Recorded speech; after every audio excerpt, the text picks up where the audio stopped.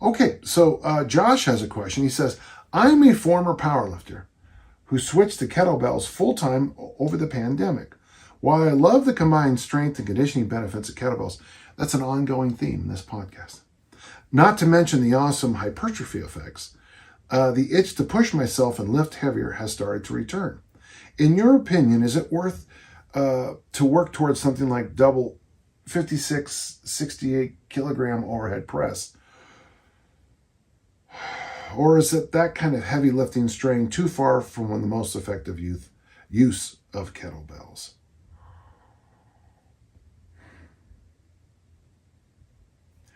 You know, it's weird because, you know, your question is a good one.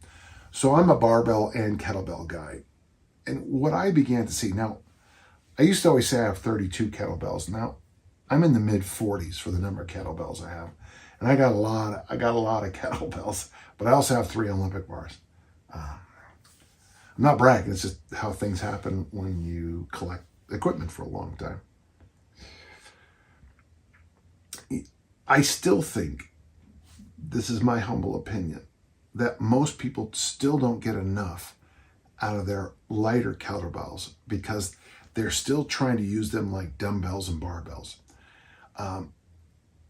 If you have, and this was an eye-opener for me, the double 32 front squats. Now listen, I'm a big kid, I'm a big engine, and when I'm doing double 32 kettlebell front squats, I know that on the barbell, that's not very much weight. I mean, it's nothing. It's a warm-up for me. And if I do a set of 8 in the barbell front squat with 75 kilos, 165 pounds, I mean, I'll be like, okay, that was fun and didn't get anything out of it. But if I'm doing double 32s, which is, it's about 140 pounds, because they're sliding down my chest the whole time, my body is anacondaing back. I'm fighting because I don't really have a very good grip, even though I'm an instructor, I know what I'm doing. But doing a set of 8 with double 32s just kills me. I'm pretty strong character. I guess I became very popular online when somebody asked me about how did I pick up the beast, how I trained for the beast. Well, we were down in San Diego, and I'd never seen a beast before. So I walked over, I picked it up, and I pressed it. That was my training.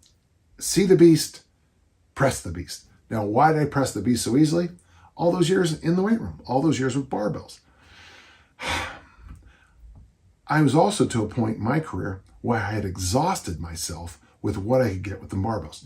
Now, I mean, you guys can, rip on me all you want, but in competition, I've snatched 314 pounds, 142.5 kilos. I've done 175 kilos in the clean and jerk many times, 385. Bigger, Faster, Stronger has a video of me jerking 175 kilos, 385 for 5 reps. That's pretty strong, folks. I've squatted big, I've deadlifted big, but I was also at the point in my career when I moved, fortunately kettlebells came by, that I wasn't getting any benefits from going heavier and heavier and heavier with the barbell. There is that whole idea of economics where enough is enough. And I had hit that. So when I slid over to kettlebells, I used kettlebells, and I'm kind of proud of this. I used kettlebells as the tool of kettlebells. I broke my brain of trying to do like barbell thinking with it. And by the way, the power lifts and the Olympic lifts, and I'm going to throw in the clean and press with the Olympic lifts, those 6 lifts. If you need to develop an athlete at the highest levels, boy, those 6 lifts, squat, bench, deadlift, clean and press, snatch, clean and jerk, it's money. And when you get those numbers high enough, you're high enough. Then you need another tool to move around. Now, that's why I like kettlebell complexes. I like dumbbell complexes. I like circuit training. I like all those other things. These are John Powell's journals from his 1980 and 1984 Olympic years.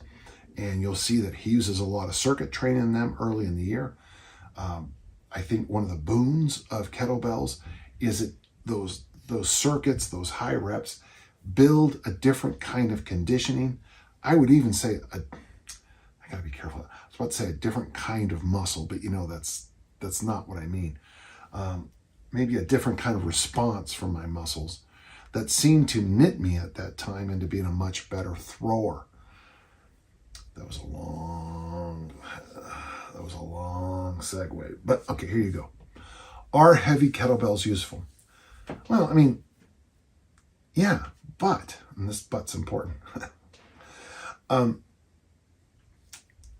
Using kettlebells, making some goal, like one of my guys from the inner circle, his goal is to double kettlebell front squat, double 32s for 5. I mean, that's not, when I throw those numbers out, when I just say the numbers out loud, I'm like, oh, that's nothing. However, when you've got those double kettlebell 32s on your chest and you're pumping out those reps, there's a magical thing that seems to happen to your body. So, is it valuable to get heavier kettlebells? I would say no, because most people who get any kettlebell over the 48, they just turn into doorstops. Very few people use them.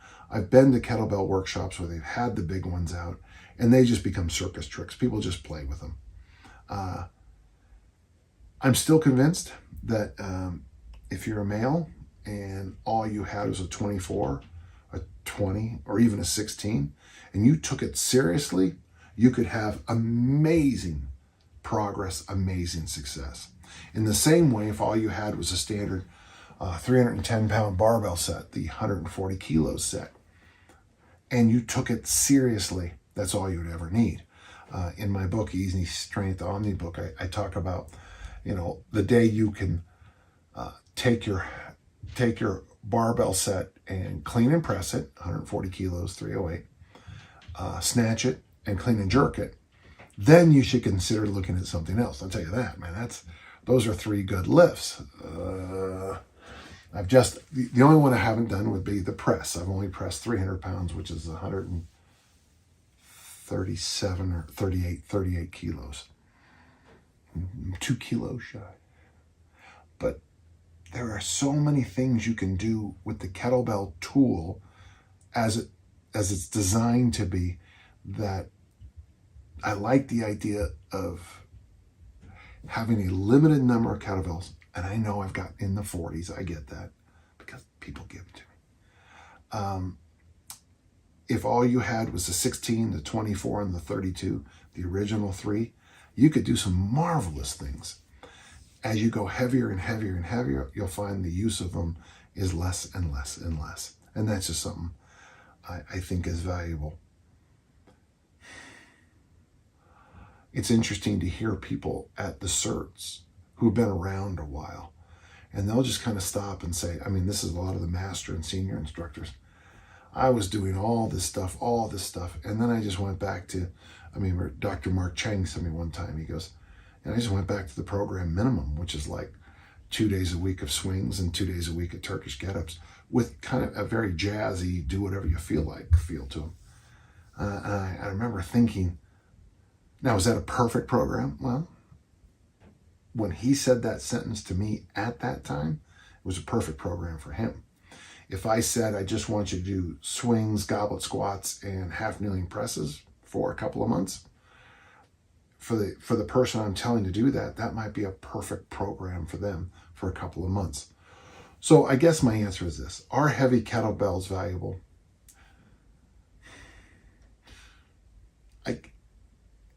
If I'm running, or if I have a big gym and I'm running a cert, I wouldn't mind having them around when we're doing things. But most of the time, the answer would be no. And if you do have a home gym, it's going to be really hard for you to explain, why you have a 60 kilo kettlebell that never moves from that spot right there. In the same way, my 48 never moves from the spot that it's at right now. Use the tools as they're designed, and amazing things can happen. If you do the kettlebell 6, the press, the Turkish get-up, the goblet squat or double kettlebell front squats, the clean, the swing, and the snatch, and you really take your time digging into those,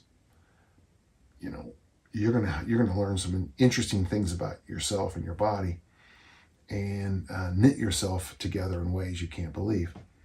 And if you also have a barbell, and after 3 months of barbell, 3 months of kettlebell, at the end of a couple rounds of that, get back to me, because I think you'll be very happy with that decision. I hope that helps. It's an outstanding question.